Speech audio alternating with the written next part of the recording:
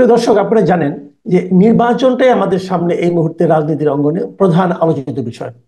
কিন্তু সেই নির্বাচনে কারা অংশ নিতে পারবেন, কারা অংশ নিতে পারবেন না, এটাও কিন্তু আলোচনায় চলে আসছে। যে সমস্ত নিবন্ধিত রাজনৈতিক দল আছে তারা সবাইকে অংশ নিতে পারবে, তাও কিন্তু মনে হচ্ছে না। আবার যে সমস্ত রাজনৈতিক দল এখন কোনো নিবন্ধনই হয় নাই, তারাও দেখছি এ নিয়ে বেশ সোচ্চার এবং সরকার তাদের বেশ গুরুত্ব দিচ্ছে। জাতীয় পার্টিকে নিষিদ্ধ করা হবে, এই প্রশ্নটা কিন্তু ইদানিং উঠছে। নিষিদ্ধ করা হলে কিভাবে করা হবে? আদালতের মাধ্যমে নাকি নির্বাহী আদেশে? নির্বাহী আদেশে নিষিদ্ধটা কি যৌক্তিক হবে? এই সমস্ত প্রসঙ্গ উঠছে। এর মধ্যে আমরা দেখতে পেলাম এবার প্রথমবারের মতো যে প্রবাসী যারা ভোটার আছেন, আমাদের প্রায় 1,30,00,000-এর মতো, তাদের জন্য সরকার কিছু উদ্যোগ নিচ্ছেন। এই ফাঁকে ছোট করে বলি, বাংলাদেশে নতুন আহ মার্কিন দূতাবাসে যে রাষ্ট্রদূত আসবে, নতুন রাষ্ট্রদূত আসছেন, তার নাম ঘোষণা করা হয়েছে, চূড়ান্ত হয়নি এখনো। নাম ঘোষণা করা হয়েছে, সিনেটে সেটা পাশ হবে, তারপর সেটা নিয়েও যদি সম্ভব হয় একটু আলাপ করব। আর এ নিয়ে আলোচনার জন্য আমাদের সঙ্গে রয়েছেন জনাব আরশাদ মাহমুদ, সিনিয়র সাংবাদিক। ওনাকে আপনারা সবাই চিনেন, আমাদের অনুষ্ঠানের নিয়মিত অতিথি। আরশাদ ভাই, আপনাকে আমাদের অনুষ্ঠানে স্বাগত জানাচ্ছি। ধন্যবাদ আপনাকে। আসলে প্রথমে ছোট করে একটু শেষ করি। এই যে আমরা শুনলাম যে যুক্তরাষ্ট্রের আমাদের বাংলাদেশের যে রাষ্ট্রদূত হিসেবে যিনি মনোনয়ন পেয়েছেন, ব্রেন্ট ক্রিস্টেনসেন, উনি নাকি একসময় ঢাকাতেও ছিলেন 2019 থেকে 2021 সাল পর্যন্ত। তো ওনাকে নিয়োগ দেওয়া হয়েছে, দেখলাম যে অনেকগুলো পত্রিকা মানে অনলাইনে আমি দেখলাম বেশ গুরুত্ব দিচ্ছে। তো এটা কি আপনি চিনেন নাকি ভদ্রলোককে? না, প্রথম কথা হলো আমি তো চিনি না, আর চেনার কোনো কারণও নাই। তার কারণ এরা হলো আহ, মানে ফরেন সার্ভিসের অফিসার। আর আপনাকে একটা কথা বলে রাখি, আমেরিকার মতো দেশেও কিন্তু ফরেন সার্ভিসের যারা অফিসার তারা কোনো ভালো পোস্টিং যেতে পারে না। ওই লবিস্টরা যায়, তারপরে ক্ষমতাসীনদের লোকজন। যেমন আপনাকে বলি, এদের কাছে আমেরিকার সবচেয়ে ইম্পর্টেন্ট মানে কোভেটেড পোস্টিং গুলো হইল London, Paris, Beijing, Moscow, Tokyo. কেমন? জি। এইখানে সাধারণত সাধারণত কোনো কেরিয়ার ফরেন সার্ভিসের অফিসার ওখানে যেতে পারে না, এবং তারা এটা নিয়ে অনেক মানে সংগ্রাম করছে, কিন্তু ওদের কথা কেউ শোনে না। তো ফলে অনেকে চাকরি বাকরি ছেড়ে দিয়েও চলে যায়, যার কারণে সব প্রাইস পোস্টিং গুলা তারা পায় না কখনো। আর আমাদের মতো দেশে সত্যি কথা বলতে কি, যারা আহ আসে রাষ্ট্রদূত হয়ে, এদের ওয়াশিংটনে কেউ চেনে না। আমি দীর্ঘদিন ওয়াশিংটনে ছিলাম, স্টেট ডিপার্টমেন্ট কভার করেছি, এবং ওই ডিপ্লোম্যাটরা আমাদেরকে বলতো যে ভাই, আমাদের তো কোনো পাত্তা নাই কোথাও, মানে আমাদের কথা তো কেউ শোনেই না। হ্যাঁ, এটা অদ্ভুত ব্যাপার। যেমন ফলে বাংলাদেশে আমেরিকার রাষ্ট্রদূত কে হচ্ছে, এটা আমেরিকানরা জানার তো কোনো কারণও নাই। মানে সেখানে তারা চিন্তা করবে জাপানে কে যাবে, তাহলে মস্কোতে বা আমরা আমরা তো মাতামাতি, আমরা এদেরকে নিয়ে তো মাতামাতি করি কেন? ওই যে সাদা সাদা আমেরিকান। আচ্ছা, আরেকটা কথা আপনাকে এই প্রসঙ্গে বলি। ধরেন, আমেরিকার রাষ্ট্রদূতকে আমরা কেন অত গুরুত্ব দিই? গুরুত্ব দেওয়ার অ্যাকচুয়ালি কোনো কারণও নাই। কারণ নাই এই জন্য যে এখানকার যে রাষ্ট্রদূত যে আছে, সে তো ওখানকার সেক্রেটারি অফ স্টেটের সাথে কথাও বলতে পারে না, দেখাও করতে পারে। বিকজ তাকে তো, সেক্রেটারি অফ স্টেট যে হয়, তাকে তো 193টা দেশের রাষ্ট্রদূতদের নিয়ে কাজ করতে হয়। তো তার তো দিনের মধ্যে 24 ঘন্টায় আপনার আমার মতো, তার তো আল্লাহ তাআলা 48 ঘন্টা দেয় নাই। ফলে তাকে তো হুম। প্রায়োরাইজ করতে হবে যে কার সাথে দেখা করবে, কার সাথে। সে যখনই যদি তার কাছে কোনো রিকোয়েস্ট যে বাংলাদেশ মানে ইউএস অ্যাম্বাসাডার টু বাংলাদেশ দেখা করতে যায়, ওখানে তার সেক্রেটারিকে ধমক দিয়ে বলবে তোমার তো এখনো জ্ঞান বুদ্ধি নাই, আমি তার সাথে কি কথা বলবো। দেশের রুটিন কাজ করবে। কেমন? এগুলো আমি আমি নিজের ব্যক্তিগত অভিজ্ঞতা থেকে বলছি। এইখানে একটা অ্যাম্বাসাডার ছিল হাওয়ার্ড শেফার, 1987 থেকে 90 সাল পর্যন্ত এরশাদের সময়। তো তার সঙ্গে আমার পরিচয় ছিল, যা হয় সাংবাদিক। তো আমি 92 সালে ওয়াশিংটন গেলাম আর কি, ওই জেফারসন ফেলোশিপে। তো ওখানে যাওয়ার পরে আমি হাওয়ার্ড শেফারকে খুঁজে বের করতেছি, মানে চেষ্টা করতে স্টেট ডিপার্টমেন্টে বলতেছি। বিশ্বাস করেন আপনি কি, কেউ আমাকে বলতেই পারলো না যে সে লোকটা কি। হ্যাঁ। তা আমি তো অবাক হয়ে গেলাম যে তাদের অ্যাম্বাসাডার চাই। আমি বললাম তোমাদের বাংলাদেশ, বলে এরকম কত অ্যাম্বাসাডার যায় আসে, আমরা কি কারো খবর রাখি না। পরে যাই হোক, তাকে খোঁজ খবর করে বার করলাম। সে জর্জ ওয়াশিংটন জর্জ টাউন ইউনিভার্সিটির স্কুল অফ ডিপ্লোমেসি আছে একটা, সেখানে ওই পড়ায় আর কি, পার্ট টাইম পড়ে। তো তার সাথে আমি দেখা করতে গেলাম। আমি বললাম তোমার তো কেউ চিনে দেয় কেন? বলে আমার চিনবে কেন, আমি তো কেউ না। ঠিক এই কথাটাই বললো। হ্যাঁ। তো এই জন্য আমাদের এখানে মুশকিলটা হচ্ছে কি, মানে আমেরিকান অ্যাম্বাসাডার মানে সাংঘাতিক, তাকে নিয়ে দেখবেন সবকিছু জল্পনা কল্পনা। সে এটা করতেছে, পিটার হাস ওইটা করতেছে, এটা করতেছে। আরে বাবা, আচ্ছা, পিটার হাস। এখন যে একজন ভারপ্রাপ্ত আছেন, তিনিও দেখলাম যে আপনার বিভিন্ন দলের লিডারদের সঙ্গে কথা বলতেছেন। আবার আমাদের যিনি সংস্কার কমিশন, সেই কমিশন তার সঙ্গে যাচ্ছে তার অফিসে দেখা করার জন্য। এগুলো কেন? এইটাই আরেকটা ব্যাপার যে আমাদের অ্যাকচুয়ালি কোনো ধারণাই নাই যে ওদের সিস্টেমটা কিভাবে কাজ করে। কেমন ওরা মনে করে কি আমেরিকান অ্যাম্বাসাডারের সাথে কোনো রকমের ইয়ে করতে পারলে যদি ওয়াশিংটনে কেউ আমাদেরকে, কিন্তু এর তো কোনো পাত্তাই নাই। এই যে কি জ্যাকবসন নাকি এখন যে সিডি আছে, চার্জ অ্যাফেয়ার্স, জি একে তো কেউ জি জি। চেনে না। কেমন একে কেন চিনবে? আর নতুন অ্যাডমিনিস্ট্রেশন আসছে, তাদের নিজস্ব লোকজন বসাবে তারা সব জায়গায়। আর দেখেন আমাদের আশ্চর্য লাগে, এই আমাদের এখানে সুটটাইওয়ালা সমস্ত বড় বড় সাহেবরা ওদের সাথে দেখা করতে গেলে সঙ্গে সঙ্গে অ্যাপয়েন্টমেন্ট দিয়ে দেয়, সঙ্গে সঙ্গে, মানে এক সেকেন্ড দেরি করে না। আমি সেদিন দেখলাম যে কি সিইসির সাথে এ অমুক অ্যাম্বাসাডার। আচ্ছা, আপনি কোনোদিন শুনছেন যে ইন্ডিয়ার সিইসির সঙ্গে আমেরিকান অ্যাম্বাসাডার দেখা করছে? এটা শুনছেন কোথাও? কোনো কোন বলবো তোমার কাজ কি এখানে? তোমার তো কোনো দরকার নেই। আমরা যদি প্রয়োজন মনে করি তোমার। তো আমাদের আমাদের নেতা নেত্রী বা অফিসিয়ালরা যতদিন এই জিনিসটা বুঝতে না পারবে ততদিন এর গুরুত্ব বেশি। এই প্রসঙ্গে আর একটা কথা বলি।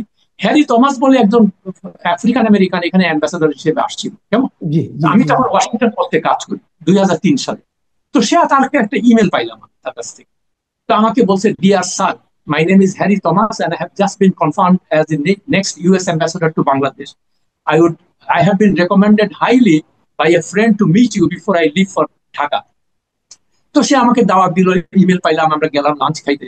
আমি তারে বললাম যে হ্যারি দেখো, তোমার তো এখন এখানে কেউ চিনে না, কিন্তু যে মুহূর্তে তুমি বাংলাদেশে যে ল্যান্ড করবা তুমি একটা বিশাল লোক হয়ে যাবে, তোমার সবাই তোমাকে ইয়ে করতে থাকবে। হ্যাঁ, এবং বিশ্বাস করেন সে এক্স্যাক্টলি তাই হলো। পরে যখন তার সাথে আমার ওয়াশিংটনে দেখা হইলো, আমার তো আমার বললো তুমি তো ঠিকই বলছো, আমি তো ওখানে বিশাল ব্যক্তি, এখানে তো আমার কেউ চিনে না। হ্যাঁ? তো এইটা হচ্ছে আসলে আমরা বুঝিও না ওই যে সিস্টেম কিভাবে কাজ করে কিভাবে না করে। এই জি যে কেউ, আর হয় কি এখানে টিভি সাংবাদিকরাও ওরাও বুঝে না যে কোনটা নিউজ আর কোনটা নিউজ না। মনে করে আমেরিকান অ্যাম্বাসাডার এর সঙ্গে দেখা করবে, মানে এটা একটা বিশাল নিউজ, এটা কোনো নিউজই না। প্রথম কথা হলো আচ্ছা আমেরিকান যাও, অ্যাম্বাসাডার, এগুলো আমরা বোঝার আমরা দরকার। যেহেতু ওদেরকে ওদের দেশে খুব একটা দাম টাম দেয় না, আমরা আর বেশি দাম না দেই, আমরা বরং অন্য আলোচনায় আসি। এই রাইট। আলোচনাটা গত কয়েকদিন ধরে চলছিল, খুবই আপনার আলোচনা আপনার সঙ্গে আলাপ করা হয়নি, আপনি জানেন নিশ্চয়ই। এই যে যে আপনার গণ অধিকার পরিষদ, তাদের লিডারকে মারা হলো, প্রহার করা হলো, এবং তারপরে দেখলাম তারা এক দফা দাবি দিয়ে বসলো যে জাতীয় পার্টিকে নিষিদ্ধ করতে হবে, এবং আরো এর সঙ্গে অন্য অন্য অনেক দলও দাবি দিল। কিন্তু যতটুকু ভিডিও আমি দেখলাম, যে তাকে গণ অধিকার পরিষদের যে চেয়ারম্যান আছেন, সভাপতি আর কি, নুরুল হক নূর, তাকে তো মেরেছে আইন প্রয়োগকারী সংস্থার লোকজন। তো তার সঙ্গে জাতীয় পার্টিকে নিষিদ্ধ করার দাবিটা কেন জোরালো হচ্ছে আমি ঠিক মিলাতে পারছি না। আর একটা পলিটিক্যাল পার্টিকে এভাবে নিষিদ্ধ করাটাও ঠিক কিনা। আমি এর সঙ্গে আরো একটু বলে দিই আপনাকে, যে বিএনপির স্থায়ী কমিটির সভা হয়েছে গতকালকে, সেখানেও কিন্তু দেখলাম যে তারা এই সিদ্ধান্ত নিয়েছে যে তারা কোনো রাজনৈতিক দল নিষিদ্ধের পক্ষে নয়। এই সব মিলিয়ে আপনি কিভাবে দেখছেন জিনিসটা? জোর করে বা নির্বাহী আদেশের মাধ্যমে, ভোটের মাধ্যমে কোন দলকে নিষিদ্ধ করা, এটা কাউন্টার প্রোডাক্টিভ। এবং আমরা আগেও দেখেছি, আওয়ামী লীগকে আগেও ৭৪-এর পরে প্রত্যাশা করা, জামাতকে নিষিদ্ধ করা, তারপরে বিএনপি কে এরকম ভাবে মানে কোন স্পেস দিচ্ছিল না আওয়ামী লীগ। তো দেখেন, এতে হয় কি মানুষের সহানুভূতি জাগে, মনে করে যে তাদের উপরে সরকার অবিচার করছে। এই কারণে যাদের দাঁড়ানোরই কথা না, তারা আবার মানুষের আস্থা অর্জন করতে থাকে, তাদের ভালোবাসা সব। এ কথা আমরা আগেও দেখেছি। এগুলা আমাদের মানে বিদেশের কোনো রেফারেন্সের দরকার নেই। আর আমি ব্যক্তিগতভাবে মনে করি যে কাউকেই আপনি নিষিদ্ধ করার প্রয়োজন নাই। এগুলো দায় দায়িত্ব ছেড়ে দিতে হবে জনগণের কাছে, হাতে বসাতে। তারা যদি কাউকে অপছন্দ করে তারা সেটা ভোটের বাক্সে প্রমাণ দেবে। আপনি জোর করে কেন? জোর করে করলে যে তার যে ফল ভালো হয় না, আমরা তো দেখতে পাচ্ছি সেটা তো আমরা আগেই দেখলাম। আর দূরের যে প্রসঙ্গটা বলতে না, আমার কাছে খুব আশ্চর্য লাগে যে নূর, এই তার জন্য আমার একটা, সে খুব সাহসী একটা লোক বলে আমার মনে হয়। তার কারণে আওয়ামী লীগের সময় আমরা দেখেছি যে কিভাবে তাকে পিটাইছে ছাত্রলীগের ছেড়ে ফেলে কথায় কথায়। তারপরে এই সরকার আমলে এটাও যদি তারা করে, আজকে ফেসবুকে দেখলাম একজনে লিখেছে যে নূরের জ্ঞান ফেরার পরে সে প্রথম যে কথাটা বলেছে যে আমরা তো আগেই ধরেছি। তো এটা যে কত বড় একটা মানে অপবাদ এই সরকারের জন্য। এরা কি এই জিনিসগুলো বুঝে না নাকি? আর আপনি যেটা বললেন, আমরা সবাই ভিডিওতে দেখলাম যে পুলিশ আর মিলিটারি মিলে ওকে মার। এখন আইএসপিআর এটাতে একটা বক্তব্য দিচ্ছে। কি বক্তব্য তাদের? যে ওখানে তারা গেছিল মিছিল করে, আমরা নানান ভাবে তাদেরকে নিবৃত্ত করার চেষ্টা করার পরেও তারা শুনে নাই।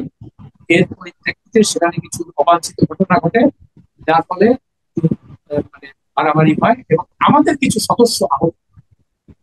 কিন্তু আপনি যে আইএসপিআর আপনি একটা নিরপেক্ষ প্রতিষ্ঠান, আপনি দূর যে একটা এত বড় একটা ঘটনা যে ভিকটিম, আপনি তার কথা বলবেন না কেন? তার কথাটা কেন আপনি টিকে গেলেন? এটা এটা নূর তো একজন জাতীয় পর্যায়ের নেতা, সে তো এলেবেলে কোনো লোক না, সে তো একটা পলিটিক্যাল পার্টির লিডার। আমি সেটাই বলছি যে সেটা একটা জাতীয় পর্যায়ের নেতা। তা আপনি তাকে কমপ্লিটলি বাদ দিয়ে দিলেন আপনার আইএসপি এর প্রেস রিলিজ থেকে। এটা কেমন? এটা তো মানুষের সন্দেহ হচ্ছে যে আপনারা আসলে নিরপেক্ষ। এই জিনিসগুলো আপনাকে বুঝতে হবে। আর আরেকটা কথা বলি এই প্রসঙ্গে, ওই আমি আমি বরং আমি বরং আপনাকে আমি একটু থামাই আপনাকে, আমি বরং আপনাকে একটা জিনিস জানতে চাচ্ছি যে কয়েকদিন আগে একটা ঘটনা ঘটলো ঢাকা রিপোর্টার্স ইউনিটিতে। আপনি নিশ্চয়ই দেখেছেন যে মঞ্চ ৭১ নামে মুক্তিযোদ্ধাদের একটা সংগঠন সেখানে একটা অনুষ্ঠানের আয়োজন করেছিল। সেখানে হঠাৎ করে একটা মব হলো, এবং মব হওয়ার পর সেখান থেকে কয়েকজনকে পুলিশ আটক করে নিয়ে গেলো। প্রথম বলা হলো তাদের নিরাপত্তা দেওয়া হবে, তারপরে ১২ ঘন্টা আটকে রেখে তাদের বিরুদ্ধে সন্ত্রাস বিরোধী আইন করা হলো, এবং বলা হলো তারা নাকি সরকার বিরোধী ষড়যন্ত্র করছিল।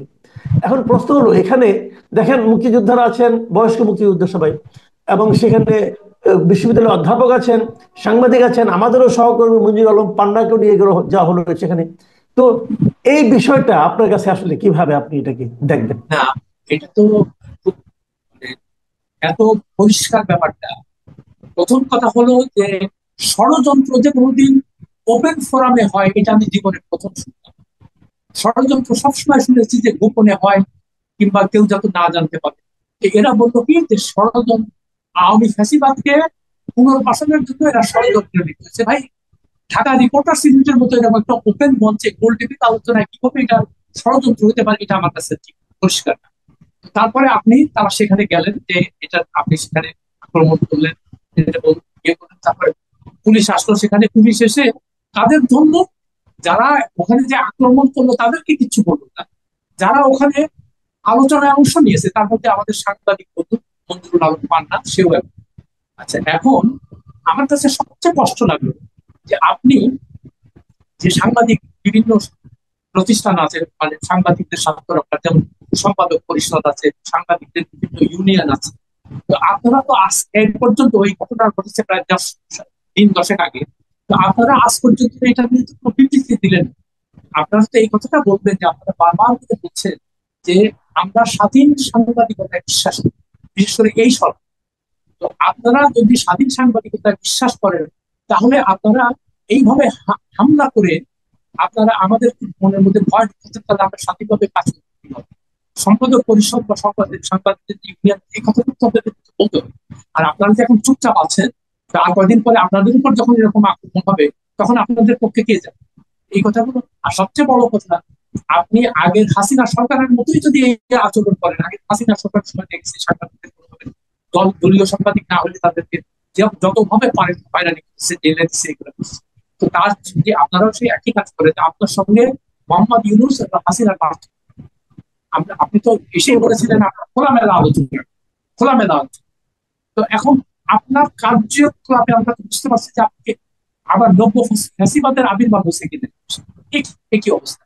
আর আপনি সন্ত্রাসবাদ আইনের মামলা কিভাবে তাদের বিরুদ্ধে, যারা সন্ত্রাসটা করলো মামলা তো তাদের বিরুদ্ধে হওয়া উচিত, যে মব সৃষ্টি করে তারা ওখানে, আপনি সাংবাদিকদের আটকায় রাখবেন, কোনো জামিন দিবেন না, এটা কেমন? একটু ব্যানানা রিপাবলিক হয়ে গেছে। খুবই দুঃখজনক, খুবই দুঃখজনক। আর একটা কথা আমি যে কথা বলে শেষ করবো আজকে আলোচনাটা, এটা হলো এটা একটা সুখবর যে আমাদের প্রবাসী ভোটারদেরকে এবার ভোটের মধ্যে অন্তর্ভুক্ত করা হচ্ছে, এবং সেই জন্য গভর্নমেন্ট একটা প্রজেক্ট হাতে নিয়েছে। আপনি জানেন প্রায় ১,৩০,০০,০০০ প্রবাসী ভোটার কিন্তু আমাদের আছে। এবং ইন্টারেস্টিং হলো এই কাজের জন্য যে প্রজেক্টটা করা হয়েছে, যে প্রকল্পটা হাতে নেওয়া হয়েছে, সেখানে ব্যয় ধরা হয়েছে ৪৯,৪৩,০০,০০০ টাকা। এবং এটা ঠিক আছে লাগতে পারে, আমি জানি না কি করবে, কিন্তু তারও যে ইন্টারেস্টিং বিষয় হলো এখানে ৩০ জন পরামর্শক নিয়োগ করা হবে, এবং এই ৩০ জন পরামর্শক বাবদ খরচ হবে ১৫ কোটি টাকা। তো এই এই বিষয়টাকে আপনি আসলে কিভাবে দেখছেন? না, এটা তো আমি প্রথম থেকে যে জিনিসটা দেখতে পাচ্ছি, মানে এটা একটা হরে লুটের নজর, যে যেমনে পাবে। আচ্ছা, এই তারপরে এটা তো একটা হলো। প্রথম কথা হলো যে আমি ভোটার, দেশিদের ভোটার, এটার জন্য কি করা, কি এক্সপার্টিস দরকার, আমি তো এটা আমার কাছে মাথা আসছে। এর জন্য ৩০ জন লোক, ৩০ জন লোক আপনি খোঁজ খবর করে নিয়ে দেখবেন, ঠিক এই সরকারের সঙ্গে বিভিন্ন ভাবে যারা সংশ্লিষ্ট, জড়িত, ঘনিষ্ঠ, তাদেরকে কিছু কাজ দিবে। দিয়ে দিই, আচ্ছা তুমি তোমাকে 50 লাখ টাকা এমনি দিন, যেহেতু তুমি আমাদের গুণগান গাইছো। তো এখন আপনি যদি আগের সরকারগুলোর মতোই, বিশেষ করে হাসিনা সরকারের মধ্যে যদি এরকম আচরণ করেন, আর সবচেয়ে বড় কথা ভাই, এটা তো গৌরীশানের টাকা না। আমি আমাদের ট্যাক্স দিয়ে খাইয়ে দিচ্ছি, এটা তো আমাদের টাকা। তা আপনি কার পারমিশন নিয়ে এই টাকাগুলো এইভাবে খরচা করছেন? আরেকটা খবর দেখলাম আমার কাছে ইন্টারেস্টিং, যে এই কর্মসূচি উদ্বোধনের জন্য প্রধান নির্বাচন কমিশনার কানাডাতে যান। কানাডায় অনেক বাঙালি আছে। তা আমার যখন এই খবরটা দেখলাম, আমার খুবই মনে হলো যে আচ্ছা, এখন একটা গুরুত্বপূর্ণ সময়, তার উপস্থিতি সর্বক্ষণ প্রয়োজন দেশে, তাকে ওখানে কেন যেতে হবে? আর ওখানে গেলে সে তো একা যাবে না, তার সঙ্গে আরো 10 জন। এদের এদের একটা হচ্ছে, এই যে সুটটাই আমার লোকজন, এরা করবে কি, বিজনেস ক্লাসে ট্রাভেল করবে, এয়ার ট্রাভেল। যেহেতু তা তো নিজের পয়সা না, এটা হলো সব ওই মানে হলিলুটের পয়সা। বাচ্চারা হোটেলে থাকুন, ডেলি টিয়ে দিয়ে নাও, কিছু পয়সা করি, এইভাবে রোজগার করে চলে আসে। এবং কোন রকম কোনো জবাবদিহিতা নাই বলে এই ধরনের লুটপাট অবাধে, মানে দীর্ঘদিন থেকে যে সরকারি আসে এইগুলা দিক থেকে আসছে। এর তো একটা একটা ইয়ে মানে দরকার, এর তো একটা শেষ হওয়ার দরকার। যে আমার কাছে কি মনে হয় জানেন, এই সুটটাই বলা লোকগুলোকে আমাকে মার্সেনারি মানে ভাড়াটে। এরা দেশের দেশের জন্য এদের বিন্দু মাত্র কোনো মায়া দল নাই, কিছু নাই। এরা আসছে খালি লুট করার, কিভাবে পারি। আর বলবে যে আমি সুটটাই করি, আমি ইংরেজিতে কথা বলি, আমি বিদেশ থেকে লেখাপড়া করেছি, অর্থাৎ আমি ট্যালেন্টেড, আমি অত্যন্ত মেধাবী, অর্থাৎ আমি আমার এই দরকার। আরে ভাই, আমাদের তো এত মেধাবী লোকের দরকার নাই। আমাদের দরকার এমন লোক যারা কথায় কথায় বিদেশ যাবে না, যারা বিজনেস ক্লাস ট্রাভেল করবে না, যারা 5 তারা হোটেলে থাকবে না। এটা একটা গরিব দেশ, এটা তো মানতে হবে। আপনাদের কার্যকলাপ, ভাব ভাব, আচার অনুষ্ঠান মনে হয় যে আপনারা রানী ভিক্টোরিয়ার বংশ। জি, অনেক ধন্যবাদ। ধন্যবাদ জনাব আসাদ।